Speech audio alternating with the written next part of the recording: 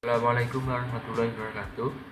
Saya Bima Andriansyah dari 3B akan menjelaskan konfigurasi cluster pada Proxmox.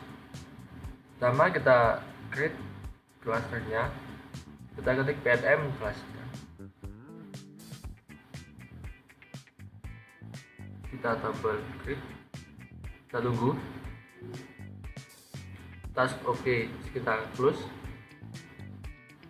kita copy join informasinya, lalu kita close, kita menuju ke Proxmox satunya,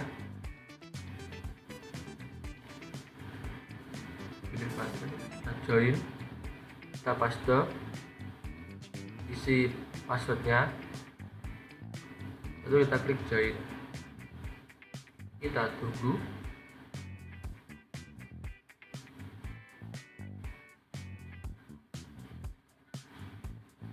Itu sudah muncul ada 2 Proxmox, jadi sudah bisa clusternya.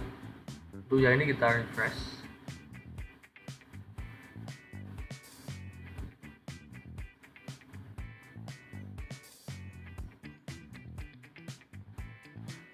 kita login.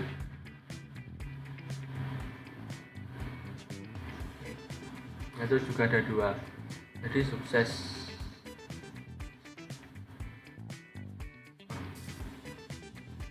Sekian, wassalamualaikum warahmatullahi wabarakatuh.